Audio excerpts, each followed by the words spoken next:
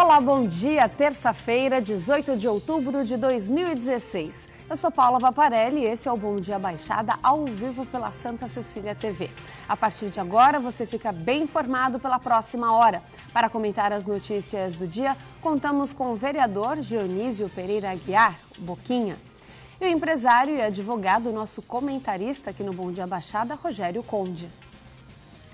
Obrigado pela presença de vocês. Bom dia, Rogério. Obrigado por estar aqui no programa. Bom dia, vereador. Bom dia, Boquinha. Prazer receber você aqui no Bom Dia Baixada. Vamos às notícias do dia. Subiu para aproximadamente R$1,5 bilhão o montante de doações eleitorais suspeitas na campanha municipal de 2016. Com isso corresponde a mais da metade de todo o dinheiro doado a candidatos e partidos, mais de R$2 bilhões. A nova cifra foi revelada nesta segunda-feira no levantamento realizado pelo Tribunal Superior Eleitoral. O que chama ainda mais a atenção é que entre os lançamentos suspeitos há um beneficiário do Bolsa Família, que aparece como doador de R$75 milhões.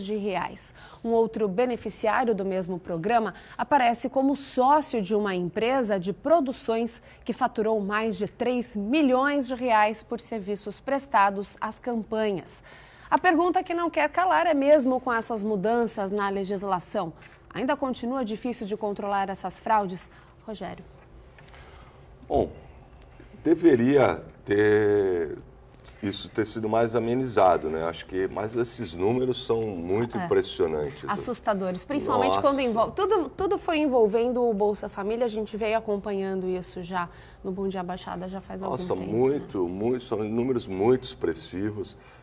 Essa nova legislação, a mudança na legislação eleitoral, você não podendo mais haver contribuições de empresas, pessoas jurídicas, se limitando às pessoas físicas, entre outras mudanças, todo mundo pensou, pelo menos teoricamente, e a gente percebeu pelo dia a dia, até pela forma como a campanha foi um pouco mais modesta, com atividades muito menores, muito pontuais, né? Os candidatos muito preocupados em fazerem assim, até porque as pessoas não queriam mais ostentação. Você percebe até a questão da própria Lava Jato e tudo isso, a classe política muito sem crédito, né? Muito desacreditada no país, então a gente percebe que foi muito mais modesta a campanha. Agora, a gente precisa aperfeiçoar o sistema, né? Eu acho que se na campanha, mesmo com essas mudanças todas, o tribunal já conseguiu detectar esse tipo de fraude, você imagina como se faz necessária mesmo a mudança no sistema previdenciário, por exemplo, e outros em que a gente percebe a todo dia pessoas que conseguiram de alguma forma burlar e foram afastadas ou estão recebendo benefício de forma irregular. Então a gente percebe que tem muita coisa para ser feita. Agora, para já, né? Para já. Eu espero sinceramente que exista uma investigação para apuração desses fatos todos, porque você ter pessoas, inclusive, recebendo, sendo beneficiárias desses programas de distribuição de renda, ainda aparecendo como contribuintes de campanha, é um negócio assim que só acontece no Brasil. Não, e o que assusta é que se isso aconteceu numa campanha municipal, o que não aconteceria se fosse o mesmo problema numa eleição presidencial? Como é que você vê essa situação, Boquinha? Olha, Paula, é de estranhar os números, até porque é tão rígido para que a gente possa ter alguém contribuindo nas novas leis eleitorais. Na nossa campanha, onde eles amostram um número, 1 bilhão, 3 milhões, veio do Bolsa Família, mas para quem foi? É isso que, de repente, também a Justiça Eleitoral tem que falar, olha, alguém te contribuiu, era do Bolsa Família, contribuiu para o vereador tal, o prefeito tal, até porque foram as eleições municipais. Todos esses candidatos, eles já estão, pela lei eleitoral, perde o direito de nem se eleger, porque você é responsável com o teu doador. Você, como não tem mais empresa, só a pessoa física que poderia contribuir nas campanhas municipais. Ela tinha que ter, comprovadamente, provar que teria até 10% do imposto de renda do ano anterior.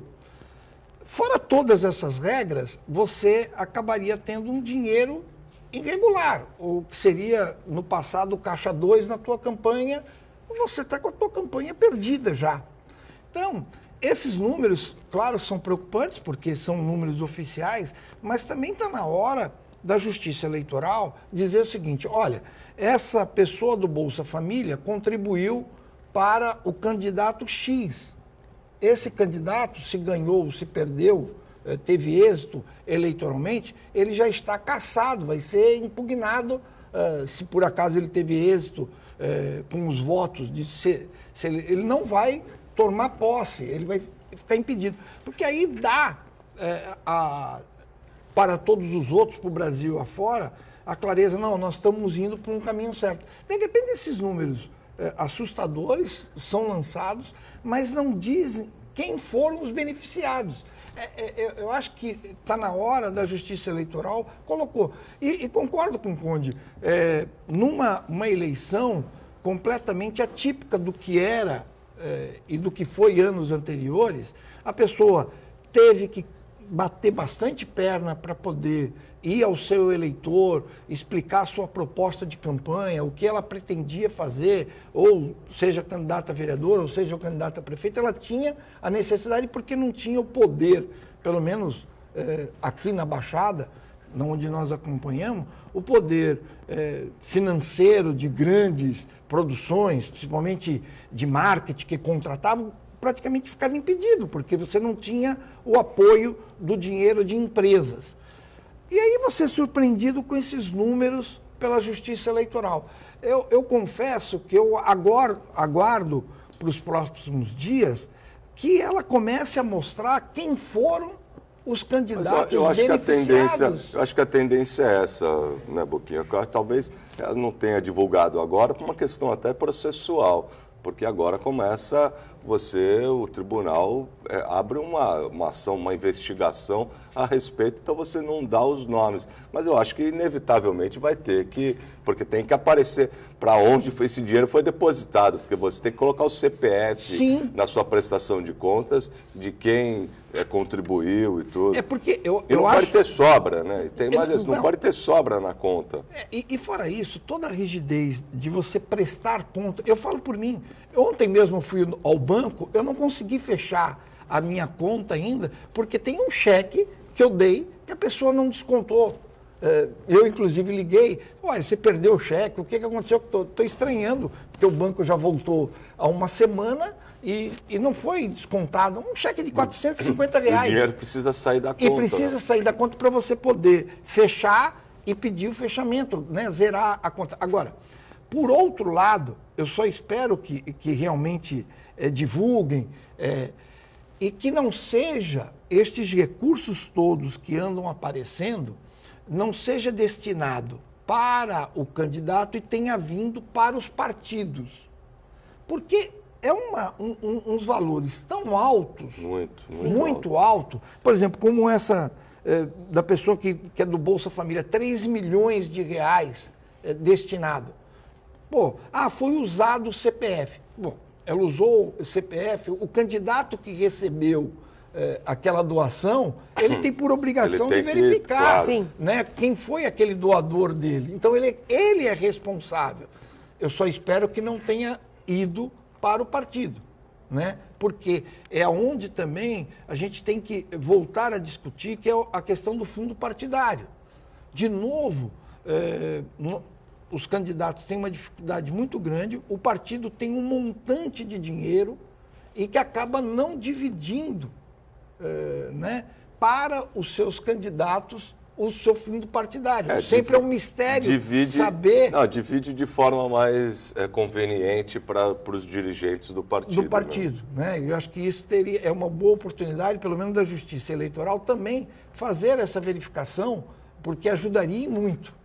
Agora, Boquinha, você foi candidato agora nessa eleição a vereador. Como é que você avalia essa mudança? Os vereadores, eles tiveram que se utilizar mais das redes sociais, pouquíssimo tempo, ou comparado, nenhum tempo praticamente na televisão, é o que você começou a falar até, foi uma campanha mais corpo a corpo, realmente quem conhecia, você acha que vereadores que já têm mais tempo de experiência, acabou sendo beneficiado, entre aspas, por ter já mais tempo, já demonstrou mais o seu serviço, tem mais esse conhecimento junto à população, esses novos vereadores tiveram que batalhar e muito, por quê? Pouco dinheiro, pouco tempo, mexendo no tempo também, pouco se podia fazer diante disso, é realmente campanha corpo a corpo. Eu particularmente aprovei esse sistema, até porque eu tenho uma linha, tipo assim, o meu eleitor é um eleitor que ele está comigo no dia a dia, né? Seja o voto dentro da igreja que eu tenho, dentro das sociedades, enfim, que eu tenho algum trabalho social, ela muda aquela figura que tinha antigamente, que a pessoa, de repente, né, como a gente brinca, né, pegava um baú de dinheiro, chegava numa comunidade, né, ia lá, fazia um acordo com um ou outro líder, com a parte... Este dinheiro faltou. Então, dificilmente a pessoa teria essa oportunidade de fazer como era antigamente. Então, ele tem, obrigatoriamente hoje, que bater perna mesmo, né? Naquele final de semana, conhecer qual o trabalho ali, qual o trabalho lá, não só chegar a 6 meses da campanha, contratar alguns líderes comunitários, que pseudo-líderes, né? Ou pseudo-líder, que era aquele sistema que funcionava no passado, hoje não funciona. E é verdade, as pessoas que com um mandato, claro que tinham e têm uma facilidade maior, até porque, por exemplo, as câmaras de vereadores hoje, a maioria delas são televisionadas, né? Então a pessoa acaba estando na mídia, ela participa de programas de televisão, está no jornal, enfim, acaba dando uma proposta, faz um projeto de lei que a mídia acaba divulgando e com isso também divulga o nome daquele candidato. Mas, no caso praticamente nosso de Santos, nós tivemos uma mudança de 3 vereadores que não tinham mandato, mas tinham um trabalho considerável dentro da máquina pública. Então, é a prova que quando você está envolvido, você tem uma facilidade muito maior, e aquele que não tem, ao menos que tenha um trabalho muito forte dentro da sua comunidade, ele tem uma certa desvantagem na concorrência com alguém que já tem mandato. Eu vou chamar o break, mas eu quero deixar uma pergunta para o próximo bloco. Se vocês acreditam que essas mudanças, que na minha opinião, na minha humilde opinião, ela veio para a eleição municipal como um teste, porque o que eu quero ver são realmente essas novas leis, essa mudança, eu quero ver realmente se isso vai funcionar nas eleições para a presidência, para o governo do estado. É isso que eu quero saber, se vocês acreditam que essa mudança vai continuar. É óbvio que alguns ajustes terão que ser feitos. A gente faz esse comentário no próximo bloco, você continue com a gente, voltamos já. Voltamos com um Bom Dia Baixada e a gente volta com a pergunta que eu deixei no último bloco. Eu quero saber dos convidados do programa de hoje o que eles acham, se essa nova legislação, se essa nova lei eleitoral, ela muda para as eleições de presidência da República. Acredita que alguns ajustes devem ser feitos? Eu acredito pela manifestação que estão tendo dentro do Congresso, que fala já em alguns reajustes, que precisa ter uma mudança ali ou aqui da lei. Mas eu como já falei anteriormente, eu aprovei. Eu acho que ela tem a necessidade. E no caso, claro, dos deputados que vão ter eleição agora para governador e para deputado estadual e federal, e vamos ter para senador também, no caso do estado de São Paulo, o que seria a mudança, o financiamento? Eu acho que aí é o de menos, porque eles vão usar muito o fundo partidário, né? Eu acho que o que precisa, de repente, ser revisto, vai continuar entrando dinheiro público no fundo partidário, como foi encaminhado nos partidos hoje. Se isso, eu acho que todos os candidatos vão ter dinheiro suficiente para poder fazer campanha. Eu acho que não vão ter dificuldade. Mas eu entendo que alguns deputados já defendam que teria necessidade de ter, se não tivesse uma contribuição por parte do empresariado, por causa das empresas, tivesse praticamente um financiamento público de campanha. Eu não sei o que seria isso. Seria mais dinheiro por fundo partidário, que seria a ideia, porque a gente sabe, uma coisa é a gente fazer aqui uma campanha dentro do município, com certeza são números muito menores do que alguém que tenha que percorrer, por exemplo, como o estado de São Paulo, né, que é muito grande, são valores muito maiores. E, pela atual regra, um deputado teria muita dificuldade, porque, por exemplo, ele falaria para um amigo empresário, olha, você me doa, aí o cara vai ficar limitado a 10% do que ele declarou do imposto de renda. Tudo bem, você pode ter no país algumas pessoas que um poder financeiro muito grande, de poder doar, fazer uma doação de R$1 milhão. Mas a grande maioria vai poder doar o quê? 20 mil, 30 mil? Sim. Que o deputado às vezes não representa muito pelo tamanho do gasto que ele precisa ter, principalmente os nossos deputados estaduais e federais, né? Eu não sei.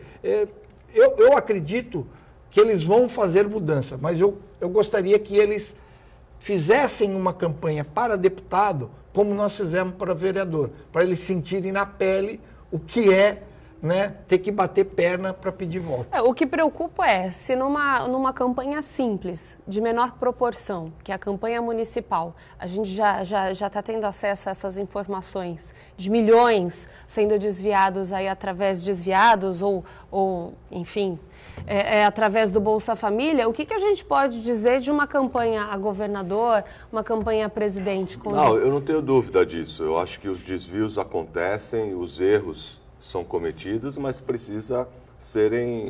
a legislação precisa ser aperfeiçoada. Esses desvios todos precisam ser apurados para que não ocorra mais. Mas eu acho que a sociedade está caminhando para um ponto onde esse sistema democrático, ele precisa ser também representativo. Então, eu entendo que foi saudável essas eleições, até porque eu acho que o vereador, ele precisa ter essa ligação maior com a pessoa física mesmo, com o cidadão, com aquele, porque ele representa ali aquele segmento da cidade. As pessoas moram no município e você precisa. Agora, eu acho que a legislação no âmbito federal precisa de um aperfeiçoamento. Por quê? Eu acredito sinceramente que a gente precisa ser muito claro. Precisa acabar um pouco essa hipocrisia no Brasil. Você representa, o deputado federal, por exemplo, muitas vezes ele não representa só uma região geográfica do país, ele representa uma classe, ele representa uma atividade profissional, uma atividade da indústria, como acontece nos países mais desenvolvidos. Eu acho que precisa ser. Eu posso ter um deputado, por exemplo, que defenda as armas, então, a indústria bélica. Eu posso ter um representante de forma clara e financiado por essas indústrias. Eu posso ter um ou vários deputados federais representando a indústria farmacêutica, que entende de indústria farmacêutica, que recebe recursos da indústria farmacêutica. Então, eu acho isso normal, porque isso acontece e faz parte da democracia.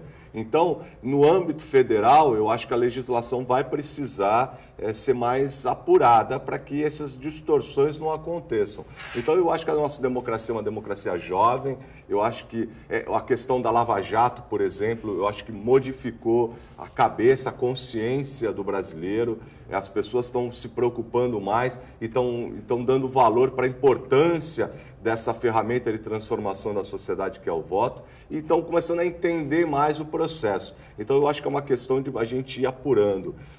Eu tenho muito respeito, o vereador Boquinha está presente, eu mesmo já fui candidato a vereador por 2 oportunidades. Eu entendo, mas existem coisas, por exemplo, no Brasil, que só acontecem no Brasil. A questão dos salários, da estrutura dada ao vereador e tudo isso. Que isso acho que a gente vai aperfeiçoando. O custo de um parlamentar hoje no Brasil é o maior custo do mundo.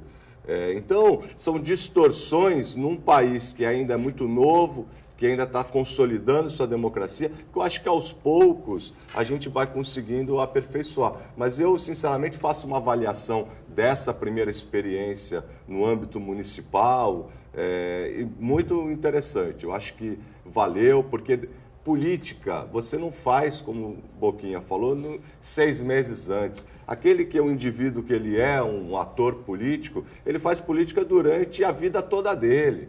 É inerente à personalidade dele, ele discute, ele se coloca à disposição, ele é participativo dentro da comunidade dele. Então não dá para acabar com esse negócio eu acho que eu vou ser vereador. Sim. Aí ele resolve lá de um dia para o outro, entra num partido e começa. Não é assim. Você precisa conquistar o respeito do seu eleitor. E isso não é de um dia para o outro. O que a gente pôde observar nessas eleições é que a gente perdeu, não tinha mais, não se viu aqueles personagens como palhaços ou outras coisas que a gente chegou a ver em outras eleições. Ainda tem, mas já filtrou. Mas já filtrou.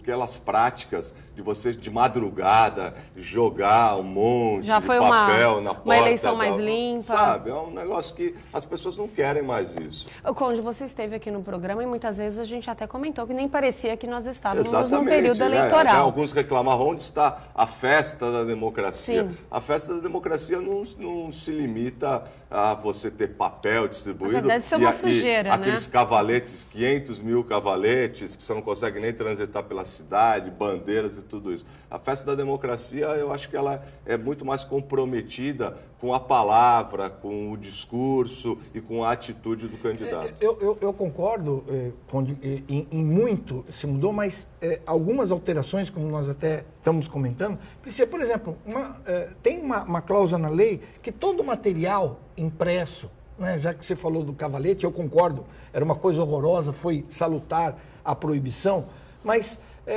teve alguns extremos.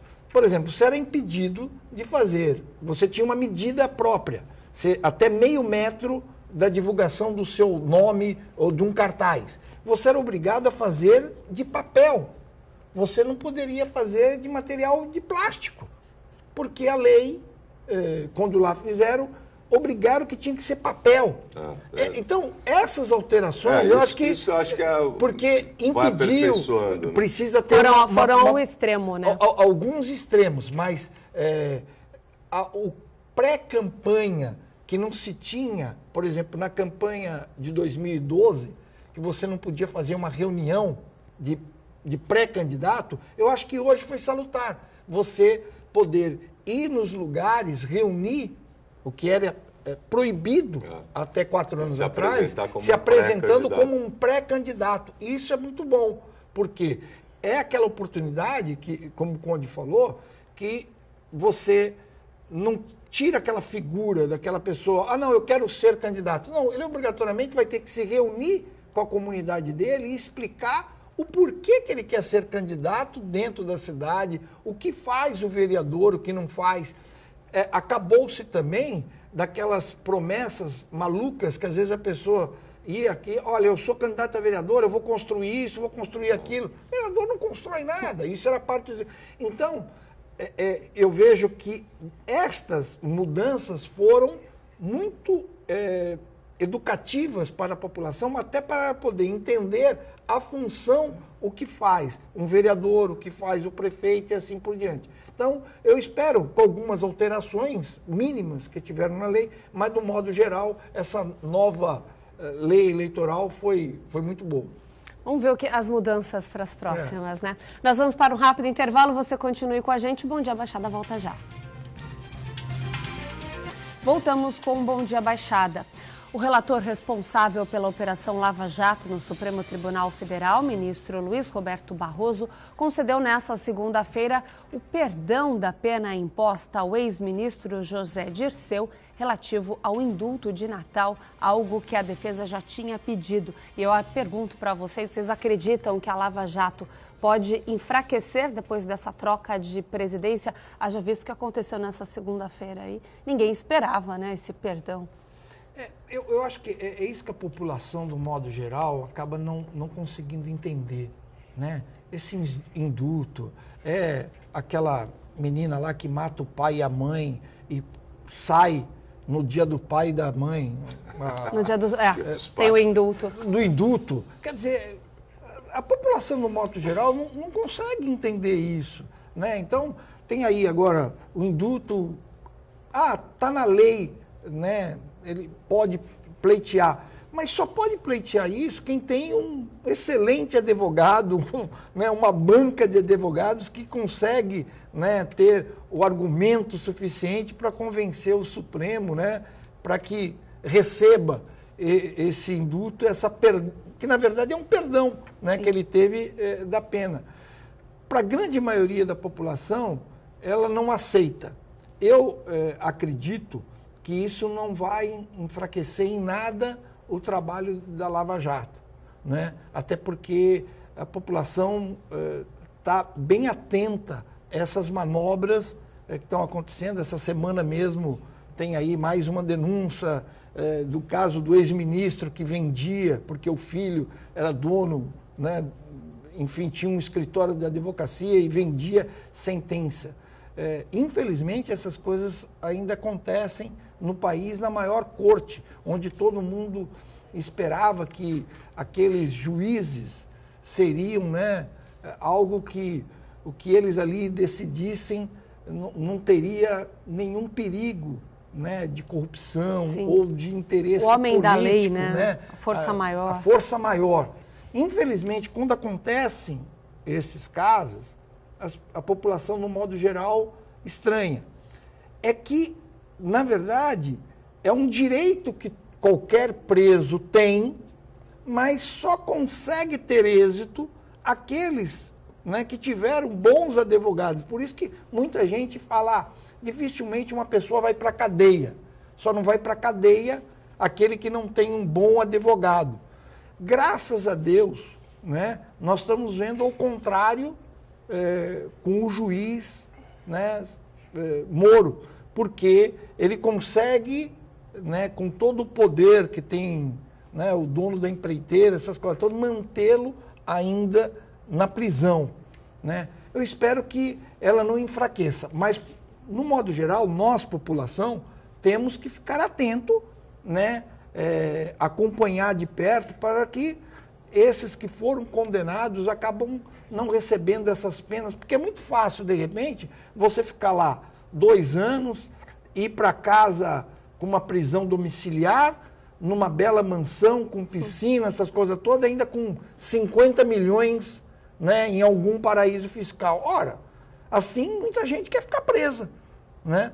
Então, é esta maneira que eu acho que a população, no modo geral, não quer ver, que acredita no judiciário, que acredita no Supremo e que realmente a gente, né, vire a página de uma história tão triste do Brasil, que é essa história da corrupção. Um pouquinho, a gente vê na Lava Jato pessoas fazendo cheques, voltando, dando cheques altíssimos para o governo, mas aí você para e pensa, se eles estão devolvendo aquilo, imagina quanto eles não têm num paraíso fiscal, porque facilmente estão devolvendo. Não, olha, pega o que eu desviei. Esta semana mesmo teve uma denúncia de um das pessoas que fez uma delação, que devolveu, e aí um sócio falou, ele devolveu uma parte, mas 30 e poucos milhões em algo que eu transferi numa conta dele na Suíça, ele não está dizendo, então ficou fácil. No comentário, exatamente, porque essa semana tem sido comentário, isso, fim de semana foi comentário, esse tipo de coisa. Conde, sua opinião? Eu acho que nós estamos muito longe de criarmos uma situação ideal de conveniência para a sociedade. Mas eu acredito sinceramente que a sensação está mudando, né? Aquela sensação que a sociedade tinha de impunidade, ela aos poucos está se modificando. Haja vista a quantidade de empresários assim fortíssimos. Nós temos o Marcelo Odebrecht preso até hoje. Marcelo Odebrecht é um dos maiores empreiteiros do mundo. Sim. A Odebrecht é uma das maiores empresas, uma das mais importantes na construção civil do mundo. E nós temos outros grandes empresários importantes, influentes no país hoje encarcerados, políticos muito importantes também, que tiveram uma atuação nos últimos governos, assim. Então, eu acho que essa sensação está mudando. Acho também que a questão, por exemplo, pontual do ex-ministro José Dirceu, dele ter um indulto e tudo, eu acho até importante, porque mostra que não existe uma intransigência, que não existe uma questão de você prejudicar os militantes do Partido dos Trabalhadores ou outro. Eu acho que isso mostra para a sociedade que a lei é que precisa ser modificada, mas que ela está sendo cumprida conforme a previsão legal. Então, eu acho que esses movimentos todos, é claro que se você pegar a grande maioria da massa, não está acompanhando isso dia após dia e tudo, mas eu acho que uma grande parcela que contribui para você criar uma consciência no cidadão, os formadores de opinião e tudo isso, eu acho que essa sociedade, esse segmento está aos poucos formando uma convicção do que quer para os próximos anos, e eu acho que são essas pessoas que estão fortalecendo e mantendo o juiz Sérgio Moro à frente dessa operação que já se arrasta já há bastante tempo. Acho que vai ficar para a história no mundo de um processo que a gente tinha antes, os italianos com aquelas operações todas, os americanos, principalmente na década de 60, e agora você vê essa operação Lava Jato colocando um país de dimensões continentais de cabeça para baixo. Revolucionando. Então mesmo. eu acho que a sociedade está começando a acompanhar cada vez mais de perto e medidas pontuais obedecendo a lei como essa, eu acho que são importantes para mostrar que não é nada só para um e não vale para um, mas não vale para o outro. A lei precisa ser igual para todos. Se ela é ruim, então vamos mudá-la. A população precisa participar mais, não há dúvida disso. Eu acho que a oportunidade, diante dos fatos, de tantas investigações que acontecem, é chegada a hora da população participar cada vez mais da política, né? E não dizer que política é um assunto chato e deixar para lá falar do tempo previsto. Não, vamos participar essas mudanças na lei eleitoral já é algo que a população já pode começar a observar, os candidatos, os vereadores, prefeito, numa campanha realmente corpo a corpo. Agora cabe a população cobrar tudo que foi prometido, que é o nosso papel realmente. Vamos dar sequência aqui no programa. O prefeito reeleito de Santos, Paulo Alexandre Barbosa, comentou em entrevista exclusiva para o Santa Portal na última semana que o Hospital dos Estivadores será aberto ainda esse ano e começa já a avaliar a escolha dos futuros secretários. Com isso, eu pergunto para os nossos convidados, com uma coligação mais ampla que reelegeu o prefeito, haverá muitas mudanças nas secretarias para atender os partidos desse grupo. Concorda, vereador? Olha, alguns acreditam, eu acredito que não. Eu, particularmente, acho que as mudanças vão ter, claro, até é normal no governo, mas o prefeito teve já, na primeira eleição dele também, alguns partidos coligados e a maioria, pelo menos do secretariado, foi de escolha dele, pessoal, né? Não teve uma influência partidária das modificações. Pelo que a gente tem escutado, né, ali de comentários Praça Mauá, eu acredito que poucas mudanças vão ter no governo, até porque foi um governo que foi bem avaliado, até por não ter tido o segundo turno, e foi em função da secretaria. Se a gente verificar nesses 4 anos, foram pouquíssimas as mudanças que tiveram. Eu me recordo, acho que a alteração da Secretaria de Educação, né?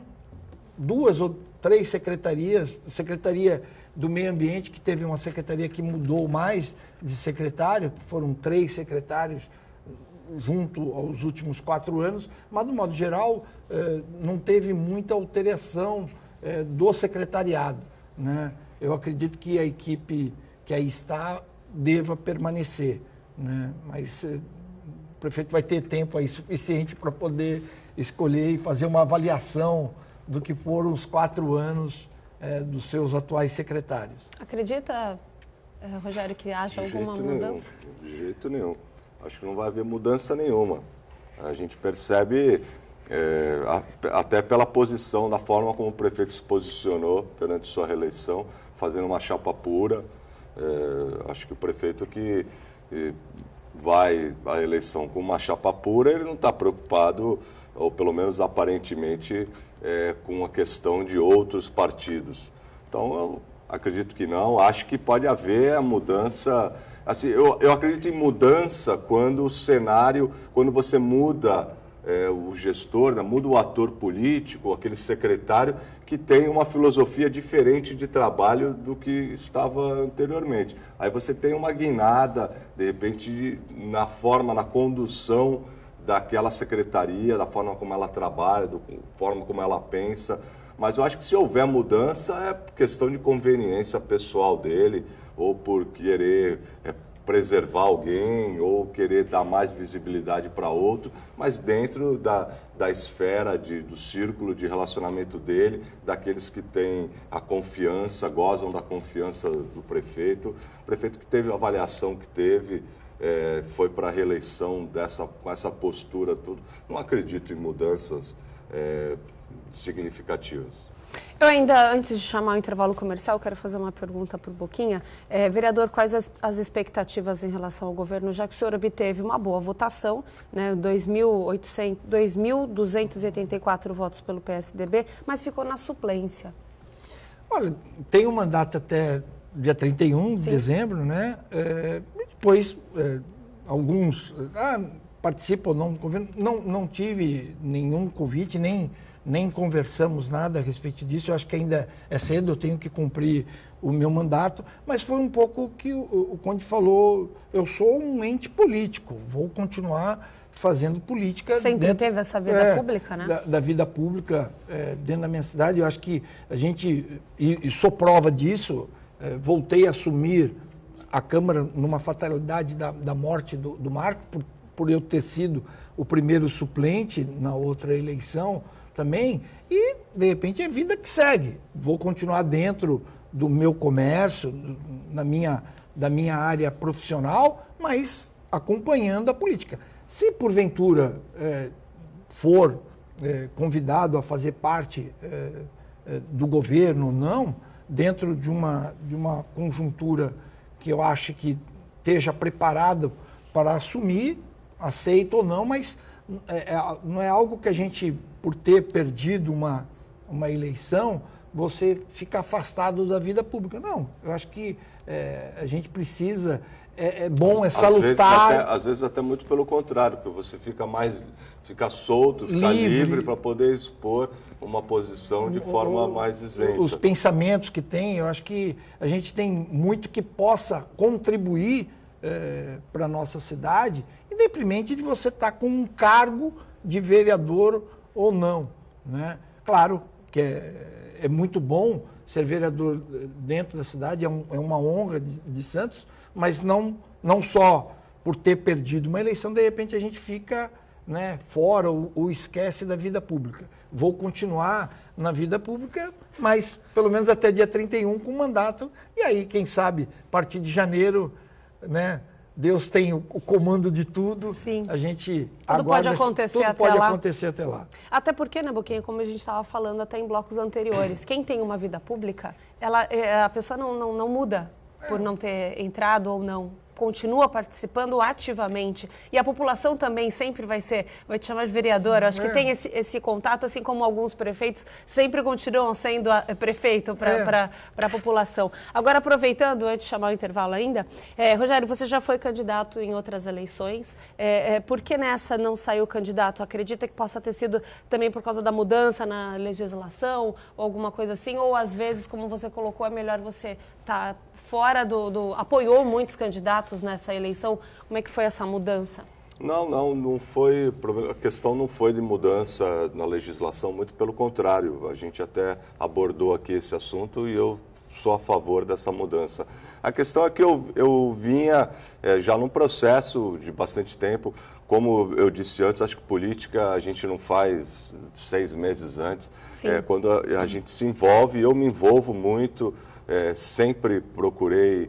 Tenho várias atividades em grupos sociais e clubes de servir, desde muito cedo. Então, eu já venho fazendo política partidária há muito tempo. Em 2006, eu saí candidato a deputado federal. Naquela oportunidade eu achei muito interessante, porque me dava a possibilidade de poder percorrer as 9 cidades. Eu acho que isso foi muito bacana, porque eu preservo, inclusive, relacionamentos de amizade que eu fiz naquela época e que hoje são importantes até na minha vida profissional. Depois, em 2008, saí a vereador, depois, em 2012, de novo, mudei de partido, enfim, a gente vai fazendo, é uma construção. Acho que política é uma construção e o que eu disse antes é o que eu acredito sinceramente. Você não vira de um dia para o outro e fala assim, eu sou um líder, então eu vou. Não, você conquista o espaço, você conquista o respeito das pessoas e essa construção vai indo ano a ano e tudo de acordo com as posturas que você toma e da forma como você age. Então, isso é uma construção. Eu acabei, há um tempo atrás, vindo PSD. Foi um convite que aconteceu na época do ministro Kassab e tudo, e a gente foi construindo o PSD aqui na cidade, e eu estava numa posição de coordenação e acabei optando por ajudar os partidos, os candidatos do partido, não só a vereador, como alguns a prefeito, inclusive em São Vicente, com o Júnior Bozella e tudo isso. Então, isso aconteceu, eu fiquei até com um Trabalhou pouco... tanto Trabalhei quanto, tanto né? quanto e fiquei até, às vezes, com aquele sentimento assim, porque quem gosta quem vive da política, a vida pública, né? Entende o processo como uma coisa natural, não é um monstro de sete cabeças, não é algo... Muito pelo contrário, é agradável, porque é um momento em que você consegue falar de política 24 horas, independente daqueles que gostam ou não, mas você consegue passar a mensagem. Mas eu trabalhei nos bastidores, foi outra experiência também. Eu acho que a gente vai crescendo e vai se preparando cada vez mais para, se um dia aparecer uma oportunidade ou de um mandato eletivo ou de outras atribuições dentro da administração. Até porque a vida pública ela não é só de quem é candidato, né? Não. Tem muitos outros trabalhos que envolvem isso. Bom Dia Baixada vai para um rápido intervalo. Caminhamos aí para o último bloco do programa. Você continue com a gente. Voltamos já. Voltamos com o último bloco do Bom Dia Baixada. Esse bloco vai ser mais rápido, porque o nosso tempo passa muito rápido quando a gente discute coisas importantes. Boquinha, eu queria saber, em relação agora ao próximo mandato do Paulo Alexandre, ou até mesmo em relação às outras cidades, mas principalmente Santos, quais seriam as suas prioridades na sua visão aí? Olha, acho que a maior prioridade que o prefeito e a própria Câmara vai ter em 2017 é fazer com que a gente consiga administrar a cidade, desenvolvimento com esta crise que nós ainda não passamos por ela, né? Você falou no bloco anterior, essas coisas todas, nós estamos aí na iminência de entregar, enfim, colocar em operação o Hospital dos Estivadores, né? Mas ao mesmo tempo nós temos uma PEC, a 241, que você corta os recursos, né, federais que possam vir. É um hospital que precisa ser inaugurado, mas que precisa 10 milhões por mês. Então, a Câmara e o próprio prefeito vão ter que ter uma sabedoria muito grande como vão terminar esse ano de 2016 com essas obras que, enfim, tem para terminar. Nós estamos na iminência 2 meses para terminar o ano, obras que vão ser entregues, e um ano que vem que as perspectivas dão que a gente possa ter um sinal de melhora no país. Mas eu, particularmente, também, como um comerciante, vejo ainda com alguma ressalva essas melhoras que o Brasil vão ter. Então, eu acho que continua o mesmo desafio em 2017 que tiveram em 2016. Muita gente, infelizmente, na cidade desempregada, e esse pai de família que está desempregado é o mesmo que não paga IPTU, que não paga os impostos, e isso dá um efeito muito difícil dentro do município. Eu acho que a parte econômica ainda vai ser o maior desafio que o prefeito e a Câmara vão ter no ano que vem. Concorda? Rapidamente, temos menos de um minuto. Não, eu quero ser muito rápido. Eu acho e penso que nós temos uma grande oportunidade de pensarmos agora, em função da recessão, em função do resultado dessas últimas eleições, em pensarmos numa região metropolitana de fato. Acho que nós tivemos agora vários prefeitos eleitos e alguns reeleitos com o mesmo perfil ideológico, participando até da mesma sigla partidária e, inclusive, com grande interlocução ao governo estadual. Então, eu acho que esse é o momento daqueles que são gestores de verdade se unirem sem vaidade, sem querer ser um que é o pai da criança ou não, e pensarem em ações com recurso dividido entre as cidades todas, que a gente possa alavancar a região metropolitana e dar melhor qualidade de vida, tanto na questão de mobilidade, de segurança principalmente, ações de gestores de verdade, aqueles que pensam na população. Vamos fazer uma parceria, todas as cidades, nós estamos agora, não tem mais aquela fulana de esquerda, Beltrana de direita, não. Agora são todos com o mesmo perfil. Então, acho que agora sim a gente pode tirar vários papéis, vários projetos importantes do papel que ficaram engavetados esses últimos anos. Das 9 cidades do município, vale lembrar que na Baixada Santista, 7 estão aí com o poder, o PSDB está à frente aí. Então, realmente é a hora de pensar de uma forma metropolitana. Bom Dia Baixada fica por aqui. Eu agradeço a participação de vocês. Infelizmente, nosso tempo é curto. O prazer é todo meu. Falar de política é importante, levar informação para você é mais importante ainda. Voltamos amanhã às 8 horas da manhã.